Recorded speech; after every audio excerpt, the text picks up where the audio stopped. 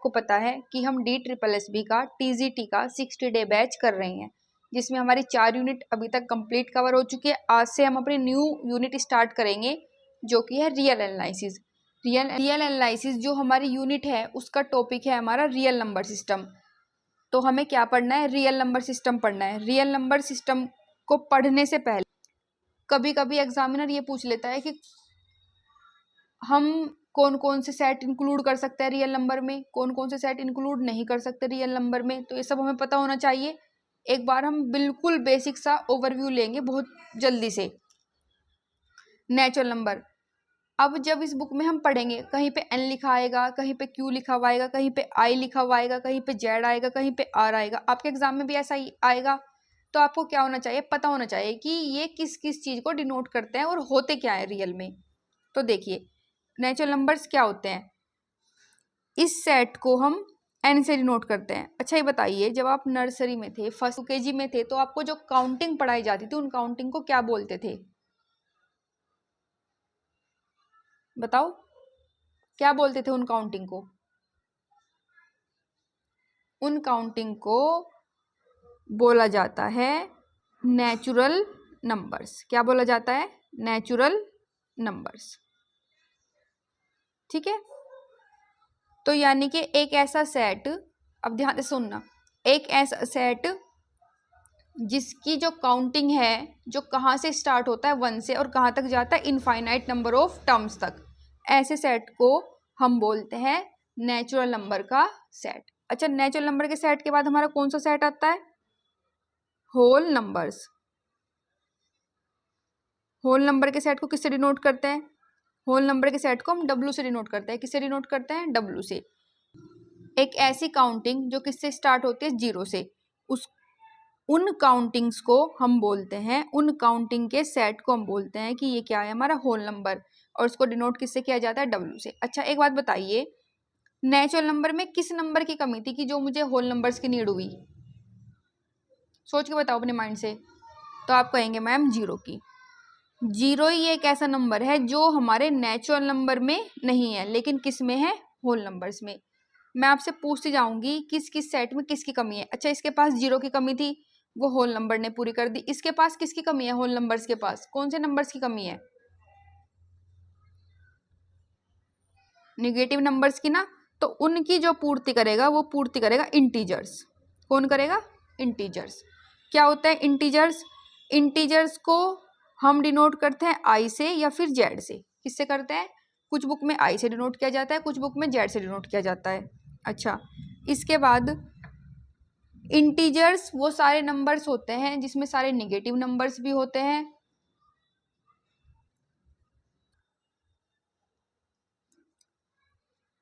Integer का set एक ऐसा सेट होता है जिसमें सारे नेगेटिव नंबर्स भी होते हैं, 0 भी होती है और पॉजिटिव नंबर्स भी होते हैं। क्या क्या होते हैं?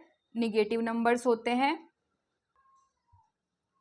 0 भी होती है, और क्या होता है साथ के साथ सारे के सारे पॉजिटिव नंबर्स भी होते हैं। इट मीन्स इसको मैं ऐसे लिख सकती हूँ -3 -2 -1 0 1 2 3। ठीक है। अच्छा, यानी कि हम इंटीजर्स को इस तरीके से डिनोट कर सकते हैं कि जो इंटीजर्स हैं उसमें सारे के सारे क्या होंगे? नेगेटिव नंबर्स होंगे,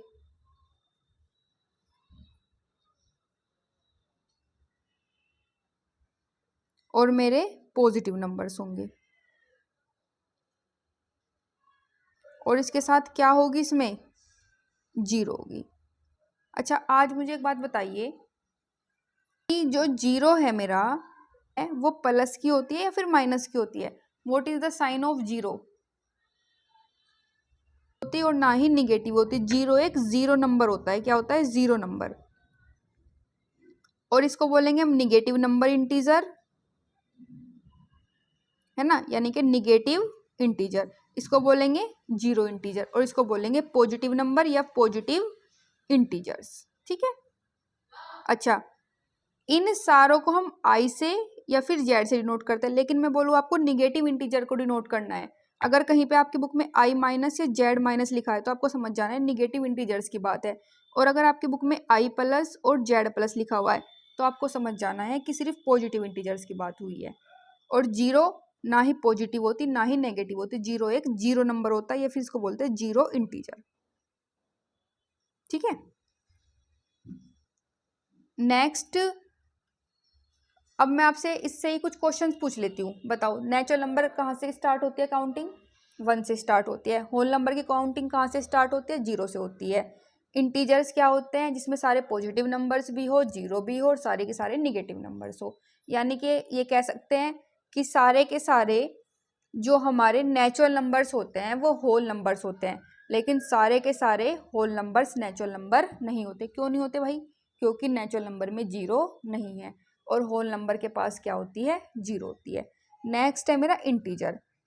अब ये कह सकते हैं कि all natural numbers are integers as well as all whole numbers are integers, but all integers are not whole numbers and all integers are not natural number, because whole numbers and natural numbers does not contains negative number. क्योंकि natural number और whole number में दोनों में क्या नहीं होते? Negative number नहीं होते, और नेचुरल नंबर में तो इसके साथ साथ जीरो भी नहीं होती। इसलिए सारे के सारे इंटीजर्स होल नंबर और नेचुरल नंबर्स नहीं होते। अब इसके बाद मुझे बताइए इन तीनों नंबर्स में किस नंबर की कमी रह गई? बताइए किस नंबर की कमी रह गई? अब कमी रह गई है जो नंबर ऐसे होते हैं हमारे 1/2, 3/2, 5/7, 6/9, है ना। यानी कि वो सारे नंबर्स जो क्या होते हैं न्यूमरेटर और डेनोमीटर की फॉर्म में होते हैं। ऐसे नंबर्स कौन से होते हैं हमारे? Rational number. तो अब बोलेंगे आप, सबको याद है रेशनल नंबर की definition, which is in the form of p upon q and q does not equal to zero. और क्यू क्या नहीं होना चाहिए? जीरो। अगर क्यू जीरो हो गया तो नंबर इनफाइनाइट हो जाएगा ना, और इनफाइनाइट हमारा इंक्लूड नहीं होता रियल नंबर्स में, ठीक है, या फिर रेशनल नंबर्स में। ठीक है, अब मैं आपको कुछ नंबर्स बोलूँ, जैसे ये हो गया 5/7, 6/9, 2/3, -1/2, -6/7, है ना। ये नंबर मैं रैंडमली लिख रही हूँ। ये सारे नंबर्स तो न्यूमरेटर और डिनोमिनेटर की फॉर्म में, और किसी का भी डिनोमिनेटर जीरो नहीं है, तो यानी कि सारे के सारे नंबर रेशनल नंबर्स है। एक बात बताइए मुझे, क्या 2 रेशनल नंबर है, 0 रेशनल नंबर है, 1 रेशनल नंबर है, -1, -2, है ना। और वैसे नंबर लाइन के इधर लिखा जाता है, पर मैंने अब लिख दिया है, यहाँ पे लिख देती हूँ -3। क्या ये सब नंबर भी रेशनल नंबर है? यानी कि मैं पूछना चाह रही हूँ कि नेचुरल नंबर्स, होल नंबर्स और इंटीजर्स रेशनल नंबर होते हैं या नहीं होते हैं? होते हैं, क्योंकि इन सब के अपोन में क्या होता है? 1 होता है। भाई अपोन में 1 तो हो सकता है, जीरो ही तो नहीं हो सकती। इसलिए सारे के सारे नेचुरल नंबर्स भी, होल नंबर्स भी और इंटीजर्स भी क्या होते हैं? मेरे रेशनल नंबर्स होते हैं। और इस सेट को हम किससे डिनोट करते हैं? रेशनल नंबर के सेट को सोचो एक बार, किससे डिनोट करते हैं? क्यू से, कैपिटल क्यू से। नेचुरल नंबर के सेट को किससे डिनोट करते हैं? एन से। होल नंबर के सेट को डब्ल्यू से। इंटीजर्स को आई से, जेड से। पॉजिटिव इंटीजर्स को आई प्लस से, निगेटिव इंटीजर्स को आई माइनस से, और जीरो इंटीजर को कैपिटल, है ना, बड़ी सी जीरो बना देते हैं। ठीक है, और रेशनल नंबर्स को क्यू से डिनोट करते हैं। इसका मतलब क्या हुआ?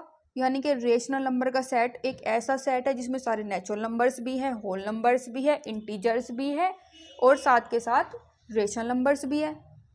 इसमें सारे नेचुरल नंबर्स भी होते हैं, होल नंबर्स भी होते हैं, और इंटीजर्स भी होते हैं।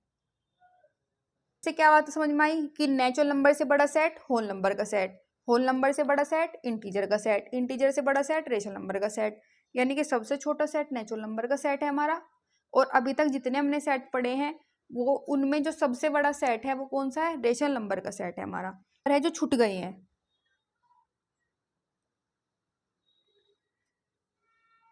कौन से नंबर है जो हमारे छूट गए हैं? बताओ। I think irrational numbers. कौन से नंबर इरेशनल होते हैं? एक नंबर जो क्या नहीं है? रेशनल नहीं है। एक नंबर जो क्या नहीं है? रेशनल नहीं है, तब वो क्या होगा? Irrational number. अच्छा, ऐसे कौन से नंबर है जो रेशनल नहीं होते? जो नंबर रूट में होते हैं, रूट में। और एक बात ध्यान रखना, रूट में प्राइम नंबर। भाई रूट 4 लिख दूं तो 4 का तो 2 आ जाएगा, 2 तो रेशनल नंबर में चल जाएगा। रूट में हो लेकिन कौन से नंबर हो, प्राइम नंबर हो, उन सारे नंबर्स के सेट को हम क्या बोलते हैं, इर्रेशनल नंबर का सेट। अब देखो, अब रियल नंबर्स पे चलते हैं। किस पे चलते हैं, रियल नंबर्स पर। कौन से नंबर रियल नंबर होते हैं, या कौन से नंबर का सेट रियल नंबर का सेट होता है, डेफिनेशन होती है। अभी जो मैं आपको नंबर्स, मैंने आपको नंबर्स के सेट पढ़ाए हैं उसके अकॉर्डिंग बताती हूँ। A number is called real if it consist of all is rational numbers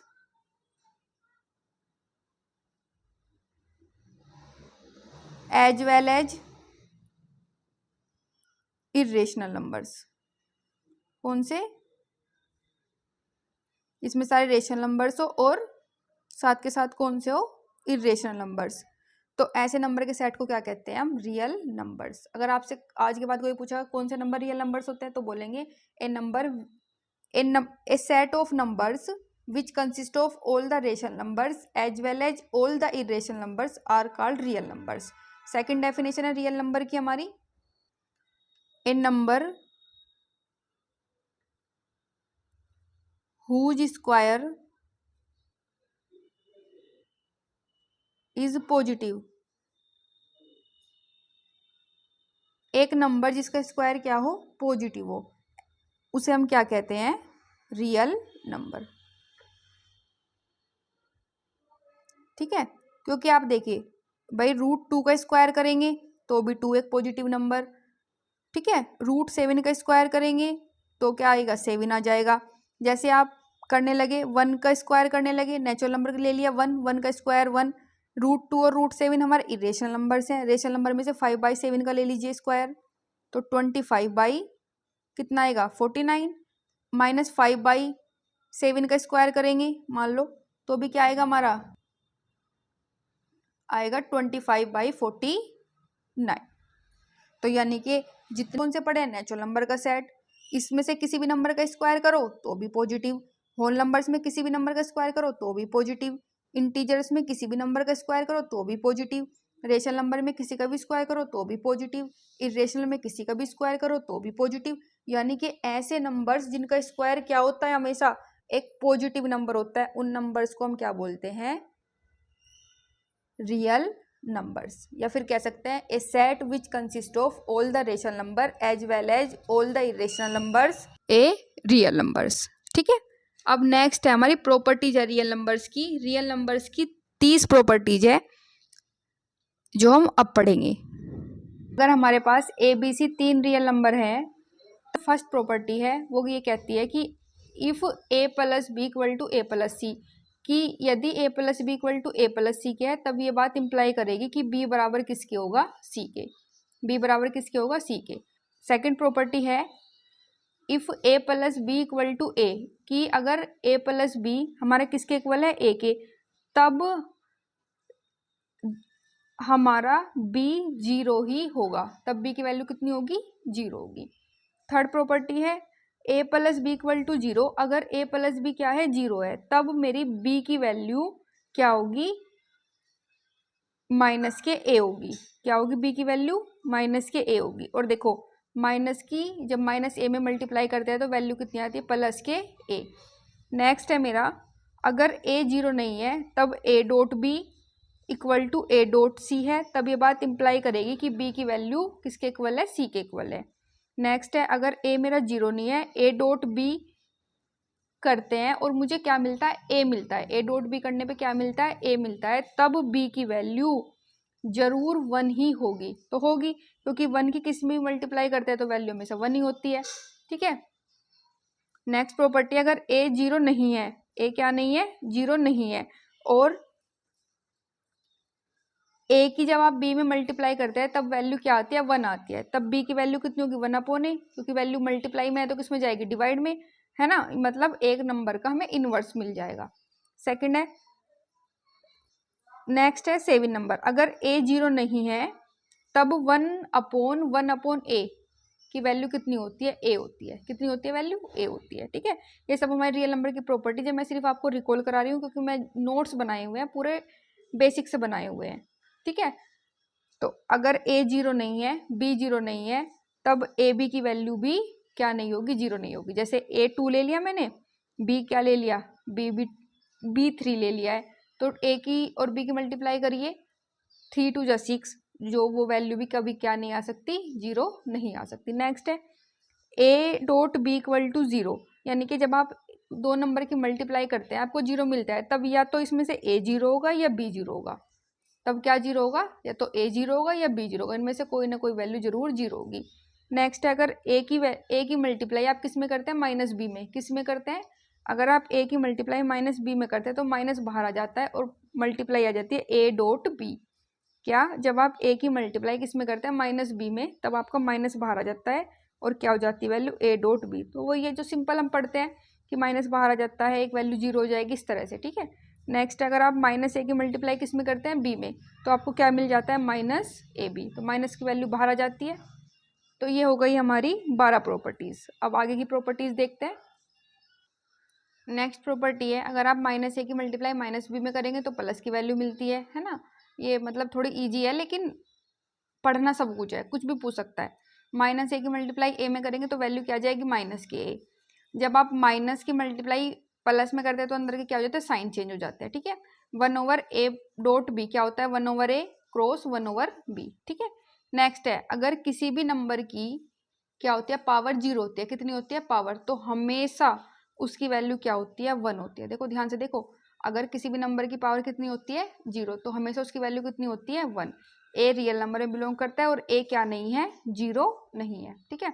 अगर मान लो ये ए की वैल्यू 0 हो जाएगी। देखो एग्जामिनर इन प्रॉपर्टीज में आपसे कुछ नहीं पूछेगा, लेकिन यहाँ पूछेगा कि ए की वैल्यू क्या नहीं होनी चाहिए, ए की वैल्यू कभी भी 0 नहीं होनी चाहिए, क्योंकि अगर ए की वैल्यू एक बार भी 0 हो गई तो ये 0 की क्या होती है, मेरी इनडिटर्मिनेट फॉर्म होती है ना। अब नेक्स्ट प्रॉपर्टी है, ए की पावर n और उसकी पूरे की पावर क्या है, माइनस। तो इस नंबर की नेक्स्ट प्रॉपर्टी है मेरी, ए की पावर n और उस पूरे की पावर है माइनस के 1, तो क्या हो जाएगी, ए की पावर माइनस के n हो जाएगी, या फिर माइनस आप आगे पीछे कर सकते हैं, -1 बाहर आ जाएगा, n -1 अंदर आ जाएगा और n बाहर आ जाएगा, इस तरीके से भी कर सकते हैं। नेक्स्ट है a less than b, b less than c, तब ये बात इंप्लाई करेगी कि a लेस देन c के होगा। अगर a ग्रेटर b के है, b ग्रेटर c के है, तब a ग्रेटर किसके होगा, c के। नेक्स्ट है, अगर a लेस देन b के है, तब ये बात इंप्लाई करेगी a plus c less than होगा b प्लस c के। क्या, a plus c less than होगा b प्लस c के। नेक्स्ट है, a लेस देन b के है, a किसके लेस देन है b के, एंड c लेस देन है 0 के। ए किससे लेस देन है, बी से, और सी किससे लेस देन है, 0 से। तब ये बात इंप्लाई करेगी ए सी की प्रोडक्ट ग्रेटर होगी किससे, बी सी से। ए सी की प्रोडक्ट ग्रेटर होगी किससे, बी सी से। नेक्स्ट है 22, अगर ए लेस देन 0 के है तब माइनस ए ग्रेटर 0 से होगा, है ना, क्योंकि माइनस में इनइक्वालिटी के क्या हो जाते हैं, साइन चेंज हो जाते हैं। नेक्स्ट है, अगर ए ग्रेटर 0 के है तब माइनस ए लेस देन क्या हो जाएगा, 0 के। वो मैंने बताया आपको कि माइनस में क्या हो जाता है, इनइक्वालिटी के साइन चेंज हो जाते हैं। नेक्स्ट है, अगर ए ग्रेटर बी के है तब ए माइनस बी क्या होगा, लेस देन 0 के होगा। और अगर ए लेस देन बी के है तब, एक मिनट, प्रॉपर्टी नंबर 24, अगर ए ग्रेटर बी के है तब ए माइनस बी ग्रेटर होगा 0 के, है ना, क्योंकि मान लो ए की वैल्यू 3 है और बी की वैल्यू 2 है, तो 3 - 2 1 आया, 1 तो किससे ग्रेटर, 0 से। अगर a लेस देन b के है तब a माइनस बी क्या होगा, लेस देन 0 के होगा, क्योंकि तब वैल्यू कैसे आ जाएगी, माइनस की आएगी ना। नेक्स्ट प्रॉपर्टी है कि अगर a ग्रेटर b के है तब ये बात इंप्लाई करेगी कि माइनस ए लेस देन बी के होगा। अगर a ग्रेटर है b से तब माइनस ए क्या होगा, लेस देन होगा b के। अगर a ग्रेटर है 0 के तब ये बात इंप्लाई करेगी, अगर a ग्रेटर है 0 के तब ये बात इंप्लाई करेगी 1/a ग्रेटर होगा 0 से। अगर a 0 से बड़ा है तब 1/a क्या हो जाएगा, ग्रेटर होगा 0 से। अब नेक्स्ट है, अगर a ग्रेटर है b से और b ग्रेटर है 0 से, तब 1/a लेस देन होगा 1/b के। अगर a ग्रेटर है b के और b ग्रेटर है 0 से, तो क्या होगा, 1/a लेस देन होगा 1/b के। नेक्स्ट है, अगर 0 लेस देन है a से और a लेस देन है b से, तब ये बात इंप्लाई करेगी कि 1/a ग्रेटर होगा 1/b के। देखो जब a ग्रेटर है b के और b ग्रेटर है 0 से, मान लो ये वैल्यू 3 है, ये 2 है और ये क्या है 0, तब क्या होगा, 1/3 हमारा लेस देन होगा 1/2 के, क्योंकि ये वैल्यू होती है 0.3 और ये होती है 0.5, तो ठीक है ना। यहाँ पे देखो 0 से बड़ा a है और फिर a से बड़ा b है। मान लो 0 से बड़ा हमने माना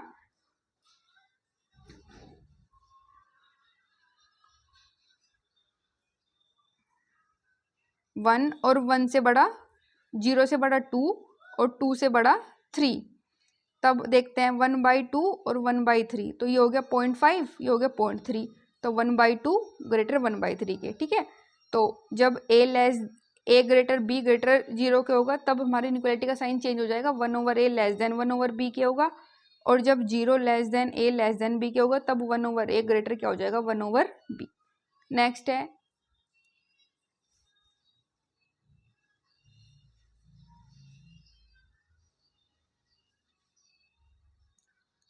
है if a does not equal to 0, अगर क्या a 0 नहीं है देन a स्क्वायर, अगर a 0 नहीं है तब a स्क्वायर किससे होगा, ग्रेटर 0 से होगा। सही बात है, क्योंकि किसी भी नंबर का स्क्वायर क्या होता है, हमेशा 0 से ग्रेटर होता है या फिर 0 के बराबर होता है। लेकिन a 0 नहीं है तब स्क्वायर क्या होगा, ग्रेटर 0 के होगा। लेकिन बच्चे क्या कर सकते हैं जल्दी जल्दी में, a स्क्वायर लेस देन देखकर और इक्वल देकर उस पर जल्दी से टिक मार देंगे कि लेस देन इक्वल टू होती है। लेकिन जब a 0 नहीं है, मान लो 0 का स्क्वायर 0 होगा, लेकिन उसके लिए यहाँ पे 0 भी तो होना चाहिए, लेकिन 0 तो हमारे सेट में है ही नहीं, तो इसका मतलब हमेशा स्क्वायर क्या होगा, किससे बड़ा होगा, 0 से बड़ा होगा। नेक्स्ट है अगर a ग्रेटर है b से और b ग्रेटर है 0 से तब a स्क्वायर ग्रेटर होगा b स्क्वायर से। नेक्स्ट है अगर a लेस देन है b से और b लेस देन है 0 से तब a स्क्वायर लेस देन होगा किससे, b स्क्वायर से। अब देखो ये है ध्यान समझने की बात, the relation less than equal to and greater than equal to are known as weak inequalities. क्या बोलते हैं इनको, weak inequalities and slack inequalities. देखो लेस देन इक्वल टू और ग्रेटर देन इक्वल टू, यानी कि इन इनइक्वालिटीज को अपने पूर्ण वैल्यू निकालने के लिए, अपनी पूरी वैल्यू निकालने के लिए क्या हुआ, एक साइन की जरूरत पड़ी इक्वल की। तो इसलिए इन इनइक्वालिटीज को बोलते हैं वीक इनइक्वालिटीज या स्लैक इनइक्वालिटीज। लेकिन जो इनइक्वालिटीज हमारी ग्रेटर और लेस देन वाली होती है, ओनली ग्रेटर और लेस देन, उनको बोलते हैं हम स्ट्रिक्ट इनइक्वालिटी। क्या बोलते हैं, स्ट्रिक्ट इनइक्वालिटी। तो गाइस ये मेरे नोट्स हैं जो मैंने हैंड रिटन नोट्स बनाए हैं। आप लोगों को जैसे पता है कि काफ़ी दिन से आपको वीडियो नहीं मिल रही थी, बहुत सारे बच्चों के डीएम, बहुत सारे बच्चों के मैसेज आ रहे थे कि मैम हमें वीडियो नहीं मिल रही, कि हमारी क्लासेज रुक गई क्या। मैं तो आपकी कोई क्लासेस नहीं रुकी थी, मेरी तबीयत थोड़ी ज़्यादा ख़राब थी, इस वजह से मैं वीडियो नहीं बना पा रही थी, ठीक है। तो उस टाइम पे मैंने अपने नोट्स बना लिए थे कि इनसे मैं पढ़ाऊँगी। जैसे ये बहुत ईजी टॉपिक था कि 30 इक्वालिटी, इसमें किस क्वेश्चन आने के भी कम चांस है। और थोड़ा सा ये है कि ये जो क्वेश्चंस हैं हमारे एक बार रियल नंबर की एक पूरी बेसिक नॉलेज हमें दे देते हैं कि नंबर किस तरीके से वर्क करते हैं, कैसे इनइक्वालिटीज के साइन चेंज होते हैं, कैसे लेस देन, कभी कभी लेस देन ही रहता है, कभी ग्रेटर में चेंज हो जाता है। अच्छा एक बात बताओ, लेस देन ग्रेटर में कब चेंज होगा, दो केस में होगा, कि जब आप माइनस की मल्टीप्लाई करेंगे इनइक्वालिटी में, या फिर आप जैसे a ग्रेटर है b के तो 1/a लेस देन होगा 1/b के, ठीक है। तो दो में होगा जब आप अपोन में वैल्यू करते हैं, या फिर सेकंड केस में आप माइनस से मल्टीप्लाई करते हैं, तब इनइक्वालिटी के क्या हो जाते हैं, साइन चेंज हो जाते हैं, ठीक है। आप ये देखिए फाइनाइट सेट क्या होते हैं। If the number of elements in a set are finite, अगर हमारे नंबर ऑफ एलिमेंट किसी सेट में कैसे है, फाइनाइट है, तब हम उस सेट को क्या कहते हैं, फाइनाइट सेट। जैसे मेरे पास एक सेट है, इसमें मैंने 1 से लेकर 10 तक की काउंटिंग लिखी है, तो यानी कि इसमें 10 एलिमेंट है, तो ये सेट कैसे है, फाइनाइट सेट। नेक्स्ट है इनफाइनाइट सेट। अरे जो सेट क्या होता है इनफाइनाइट सेट, वो सेट जो फाइनाइट ना हो। एक सेट जो फाइनाइट नहीं है तो कैसा होगा, इनफाइनाइट, यानी कि उसमें नंबर ऑफ टर्म्स कितनी होगी, इनफाइनाइट। देखो ये लिखा है, if the number of elements in a set are infinite, किसी सेट में अगर नंबर ऑफ एलिमेंट कितने हैं, इनफाइनाइट, तब हम उस सेट को क्या कहते हैं, इनफाइनाइट सेट। जैसे इसमें एलिमेंट है 1 2 3 4 से लेके एंड सो ऑन, हमें पता ही नहीं कहाँ तक एलिमेंट खत्म हो रहे हैं, तो ऐसे सेट को बोलते हैं हम इनफाइनाइट सेट। क्या बोलते हैं, इनफाइनाइट सेट। नेक्स्ट है एब्सोल्यूट वैल्यू। किसको बोलते हैं एब्सोल्यूट वैल्यू, मोड एक्स को। क्या बोलते हैं, मोड एक्स को बोला जाता है एब्सोल्यूट वैल्यू फंक्शन। अच्छा ये कैसा फंक्शन होता है, मोड एक्स के बारे में तो सबको पता है कि इसकी वैल्यू प्लस की होगी अगर एक्स जीरो से बड़ा है, और इसकी वैल्यू माइनस की होगी अगर एक्स लेस देन किससे है, जीरो से। एक्स पॉजिटिव होगा अगर एक्स ग्रेटर है जीरो से, और एक्स माइनस के होगा अगर एक्स लेस देन है जीरो के। ठीक है, अब इसकी कुछ प्रॉपर्टीज भी होती है हमारी, प्रॉपर्टीज ऑफ मॉडुलस फंक्शन क्या होती है। फर्स्ट प्रॉपर्टी है कि mod x greater than equal to zero, कि मोड एक्स की वैल्यू या तो जीरो होगी या जीरो से ग्रेटर होगी। क्या होता है मोड, कि हम कोई भी वैल्यू रखे, चाहे माइनस की रखे चाहे प्लस की रखे, इसके बाहर जब भी वैल्यू आएगी मुझे कैसी मिलेगी, प्लस की। माइनस के टू मोड की वैल्यू भी टू होती है, और प्लस टू मोड की वैल्यू भी कितनी होती है, टू ही होती है ना। ये सब चीजें तो हमने लिमिट, कंटिन्यूटी, डिफरेंशियबिलिटी बहुत अच्छे से पढ़ा है। मोड फंक्शन तो इसका लिमिट भी निकालनी, डिफरेंशियबिलिटी भी निकालनी, कंटिन्यूटी सब कुछ सीखा है बहुत बढ़िया से, है ना। मोड एक्स की वैल्यू कितनी होगी, मोड एक्स की वैल्यू होगी जो मैक्सिमम होगा माइनस एक्स और एक्स में, माइनस एक्स और एक्स में जो मैक्सिमम होगी वो हमारी किसकी वैल्यू होगी, मोड एक्स की वैल्यू। नेक्स्ट है कि मोड एक्स हमेशा ग्रेटर होगा या इक्वल होगा किसके, एक्स के, या तो एक्स के इक्वल है या फिर एक्स से हमेशा ग्रेटर ही होगा। और एक्स हमेशा ग्रेटर होगा किससे, ग्रेटर होगा या इक्वल होगा किससे, माइनस के मोड एक्स से, किससे, माइनस के मोड एक्स से। देखो आप प्लस के मोड एक्स लिख लो या फिर माइनस के मोड एक्स लिख लो, दोनों की वैल्यू क्या होती है, सेम होती है। देखो माइनस टू की वैल्यू भी टू और प्लस टू की वैल्यू भी टू, मैंने बताया तो है आपको। नेक्स्ट देखो मोड ऑफ एक्स का स्क्वायर इक्वल टू स्क्वायर के इक्वल टू होगा माइनस मोड ऑफ एक्स के होल स्क्वायर के, प्लस प्लस प्लस सब वैल्यू क्या हो जाएंगी, प्लस, क्योंकि माइनस का स्क्वायर भी प्लस होता है और मोड में तो कोई वैल्यू बचती नहीं है, स्क्वायर की तो बात ही बाद में। नेक्स्ट है mod of x minus y less than equal to mod of x plus mod of y. Mod of x plus y less than equal to होता है mod of x plus mod of y के। देखो इसको ध्यान रख लेना, इसको बोलते हैं ट्रायंगल इनइक्वालिटी, पूछ लिया था एक बार।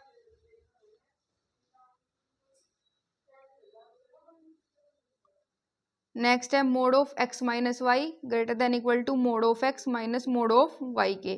क्या होती है, mod of x minus y greater than equal to होता है ग्रेटर देन इक्वल टू होता है mod of x minus mod of y के। देखो जब प्लस होगा, जब यहाँ पे बीच में प्लस होगा, जब बीच में क्या होगा प्लस, तो जहाँ पे दो जगह वैल्यू टूट रही है, मोड एक्स पे मोड वाई पे, तब वहाँ पे लेस देन इक्वल टू का साइन होगा। लेकिन जब माइनस है तो वैल्यू का जो हमारा साइन होगा ग्रेटर देन इक्वल टू का, वो उस साइड होगा जिस साइड हमारा कंप्लीट मोड होगा। क्या होगा, कंप्लीट मोड, जहाँ पे वैल्यू ब्रेक नहीं हुई है।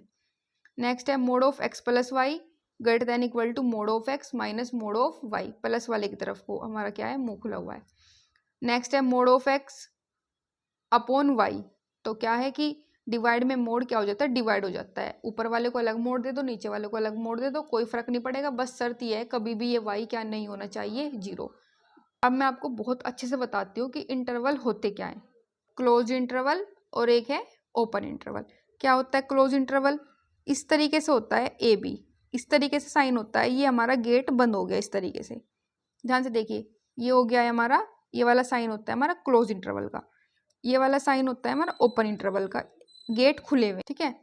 तो जब गेट बंद है तो क्लोज इंटरवल, जब गेट खुले हैं तो ओपन इंटरवल। अब ये इनका गेट का, और आप सोच रहे हो कि मैम इनको गेट क्यों बोल रही है, देखो क्या मतलब होता है। जैसे मैं लिखती हूँ 1 और 4 और यहाँ पे लिखती हूँ 1 और 4, सेम लिखी है लेकिन डिफरेंस क्या है, देखो यहाँ पे हमारे गेट बंद है, यहाँ पे हमारे क्या है, गेट बंद है। समझने के लिए देखिए, यहाँ पे मान लो हमारे गेट बंद है, तो इन गेट बंद का मतलब है कि ये 1 भी इस गेट से बाहर नहीं निकल सकता और ये 4 भी गेट से बाहर नहीं निकल सकता, यानी कि 1 और 4 को भी मैं इसमें रखूंगी। और मान लो अभी मैं सिर्फ नंबर का सेट ले रही हूँ, तो 1 2 3 इसी मेरे सेट में क्या करेंगे, लाई करेंगे। अब देखो यहाँ पे क्या है, गेट खुला हुआ है, खुला है ना, गेट 1 की तरफ से भी गेट खुला है और 4 की तरफ से भी गेट खुला है। अच्छा कोई गेट से जब गेट खुला है तो वो निकल जाएगा बाहर, तो ये जंप कर गया, यहाँ से 1 जंप कर गया और यहाँ से 4 जंप कर गया बाहर। तो जब ये दोनों जंप कर गए तो अंदर कौन बचा, सिर्फ 2 और 3 बचा। इट मीन्स कि जो हमारा क्लोज इंटरवल होता है उसमें क्या होते हैं, बाउंड्री पॉइंट, क्या होते हैं, boundary point.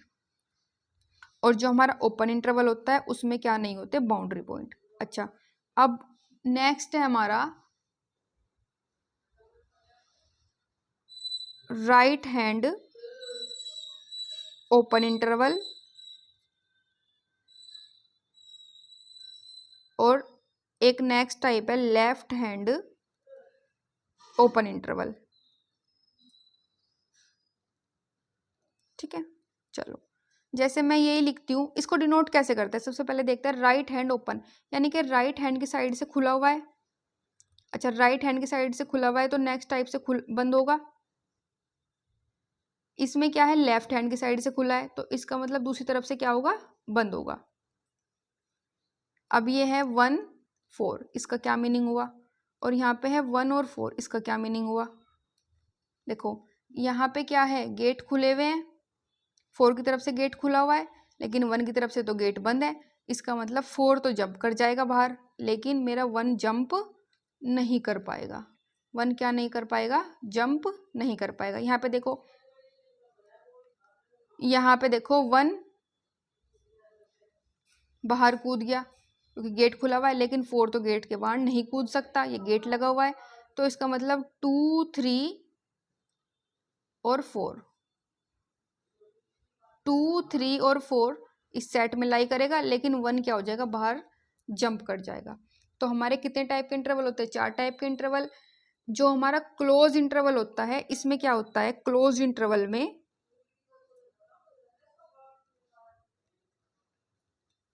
Boundary point, close interval में क्या होता है, बाउंड्री पॉइंट। लेकिन ओपन इंटरवल में क्या नहीं होते, boundary point.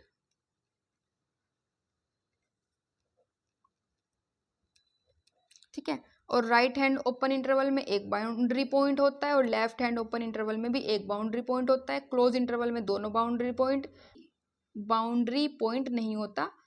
Right hand open interval में एक boundary point, left hand open interval में एक बाउंड्री पॉइंट। मुझे लगता है आपको अच्छे से समझ में आ गया होगा कि इंटरवल्स क्या होते हैं और ये किस तरीके से अपने अंदर वैल्यूज रखते हैं, और क्या बाउंड्री वैल्यूज होती है हमारी और कौन सी वैल्यू बाउंड्री वैल्यू नहीं होती। तो गाइज आज की क्लास में इतना रखता है, नेक्स्ट क्लास हम कल करेंगे। आई होप आपको ये वीडियो, और गाइज इन क्लासेस की वीडियो आपको मेरे टेलीग्राम ग्रुप पे भी मिल जाती है और व्हाट्सअप ग्रुप पे भी मिल जाती है। आप टेलीग्राम ग्रुप ज्वाइन कर लीजिए, वहाँ पे 60 डे बैच की 30 क्लासेस हो चुकी है। 30 की 30 क्लासेस की सारी PDF आपको पिन कमेंट में मिल जाएगी। आप उन्हें डाउनलोड कर सकते हैं और अपने नोट्स बना सकते हैं। जो ये PDF सारी फ्री ऑफ कॉस्ट है। और अब मैं एक टॉपिक की एक साथ वीडियो डाल देती हूँ, जिससे कि एक टॉपिक की एक साथ PDF डाल देती हूँ, जिससे कि आपको प्रॉब्लम नहीं होती PDF ढूंढने में भी। आप टेलीग्राम ग्रुप ज्वाइन कर लीजिए, और आपको अगर कोई डाउट है तो आपको कोई क्वेश्चन पूछना है, कुछ भी है, तो आप व्हाट्सएप ग्रुप भी ज्वाइन कर सकते हैं। टेलीग्राम ग्रुप पे आपको सारी क्लासेस की इन्फॉर्मेशन मिलती रहती है, सारी PDF मिलती रहती है, और कोई भी इंपॉर्टेंट इन्फॉर्मेशन होती है आप टेलीग्राम। और गाइज आप जो मेरी 1500 MCQ की PDF है TGT की, उसको परचेज कर सकते हैं। इसमें सारे टॉपिक्स के MCQ है, कॉस्ट 99 रुपीज़ है। PGT MCQ की कॉस्ट 149 रुपीज़ है। और जो थ्योरम है हमारी, जिसके हमने 20 डे का कोर्स भी कर लिया है, उसकी कॉस्ट सिर्फ 49 रुपीज़ है। अगर आपको परचेज करनी है तो आप टेलीग्राम ग्रुप ज्वाइन कर लीजिए। अगर आपको PDF परचेज करनी है तब आप मुझे टेलीग्राम पर डायरेक्ट मैसेज कर सकते हैं, और या फिर व्हाट्सएप पे मैसेज कर सकते हैं। मेरी वीडियो पसंद आ रही हो, कंटेंट पसंद आ रहा हो, तो प्लीज़ चैनल को लाइक करें, शेयर करें, सब्सक्राइब करें। इसका